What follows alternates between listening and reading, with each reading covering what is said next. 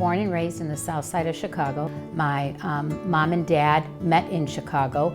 My dad was a carpenter for many, many years. He would work all day as a carpenter and then come home at night and go to a piece of land that he had purchased in Homewood, Illinois, to build our house, my mother's dream home. With my mother being Italian, of course, everything revolved around the family and food. Italian families, we do everything together. We cook together, we celebrate, we have Sunday dinners together. Nothing ever came out of a box. Everything was homemade. When I was in 4th grade, we then moved to Homewood. My dad had finally finished building my mother's dream home. So I went to elementary school as well as junior high in Homewood, and then went to Homewood Flossmoor High School, where I decided that nursing was kind of a profession that I thought I might like. When I graduated nursing school in 1982, my very first job was at Ingalls Memorial Hospital in Harvey, Illinois, as a pediatric nurse. After working one night the 3 to 11 shift, a group of my girlfriends and I decided, hey, it's a short trip, let's go to Chicago and have a night of fun. And we went to a bar called Hang Ups, and Ron's baseball team was there celebrating their end of the year baseball dinner celebration. And I remember him coming up to me and asking me if I could dance. I thought to myself, he's a little loud and obnoxious, but I was kind of intrigued by him. Well, I was loud and obnoxious most of the time, and I had to tone myself down a little bit, which I was able to do. I told my buddies, I'm gonna marry that girl. A year and a half later, we were at dinner one night and Ron proposed. We got married September 26th of 1986. In 1999, I actually got a call from a headhunter that someone had given them my name, that there was an opportunity in Evansville to open up a freestanding women's hospital, and they were looking for a CEO. So I went home and talked to my husband Ron about that, and I said, gee, what do you think about this? And he was very encouraging and told me, you should definitely go in and talk to them about it and see what it's all about. When I first came for my interviews, they were explaining to me that they had this parcel of land. It was about 32 acres, and it was a cornfield.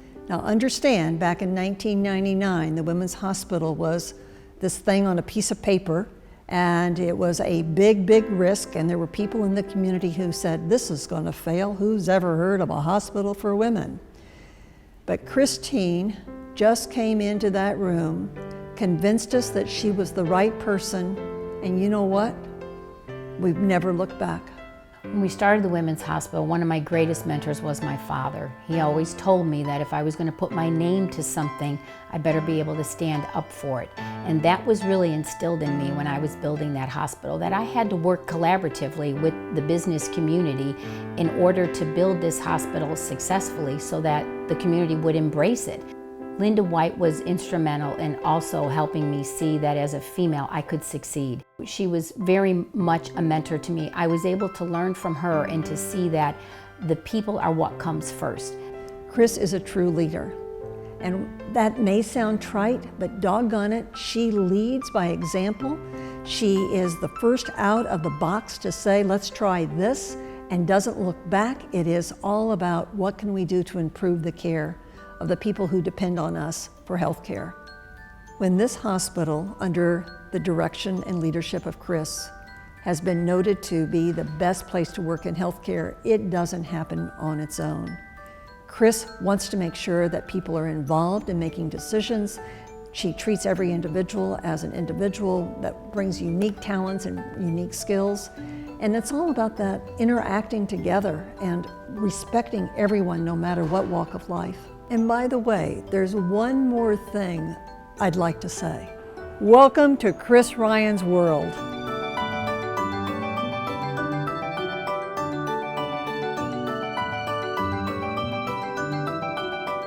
This hospital has been a dream come true.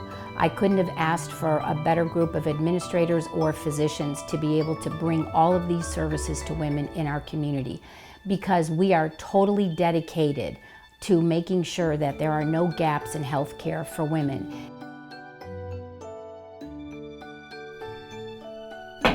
I would like to tell my husband thank you. Thank you for allowing me this opportunity to move our whole family to Evansville and to create new roots so that I could produce a hospital that was always looking out for improving the health and well-being of women and infants in our community. And I can't thank him enough, and I love him for that.